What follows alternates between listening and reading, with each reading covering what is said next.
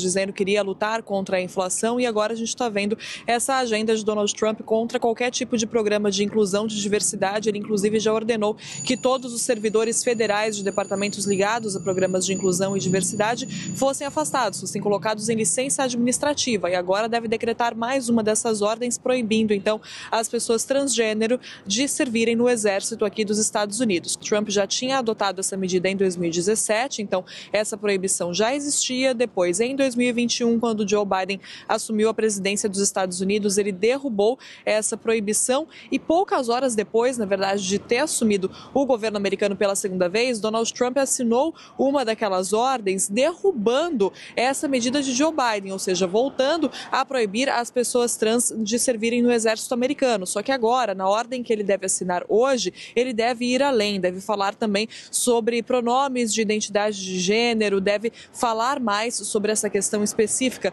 das pessoas trans no exército. E o que diz o governo Trump é que as exigências físicas e mentais para que alguém sirva no exército não são atendidas por pessoas transgênero. Então, essas pessoas não podem servir no exército. Lembrando, quem assumiu agora o comando do Pentágono, o secretário de Defesa dos Estados Unidos, é Pete Hegseth, um veterano do exército, que já falou, inclusive, contra mulheres no exército, prometeu mudar toda a forma do exército americano. Então, essas ordens de Donald Trump vão muito nesse sentido também, de mudar a forma do exército conforme o que pensa Pete Hegseth, né, que é muito alinhado com Donald Trump. Aliás, um nome que quase não foi confirmado pelo Senado, justamente por causa desse tipo de posicionamento aqui nos Estados Unidos, mas o nome de Pete Hegseth acabou sendo confirmado porque J.D. Vance, vice-presidente dos Estados Unidos, como presidente do Senado, desempatou ali a coisa.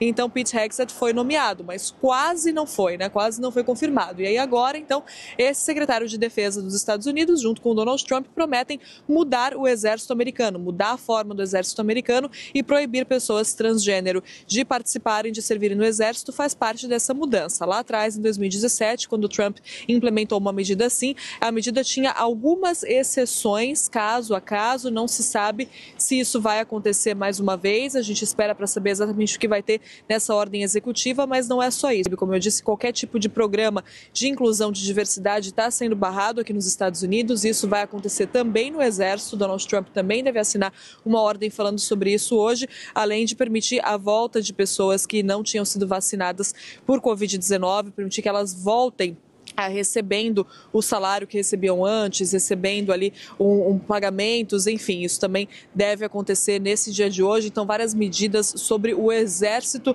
americano.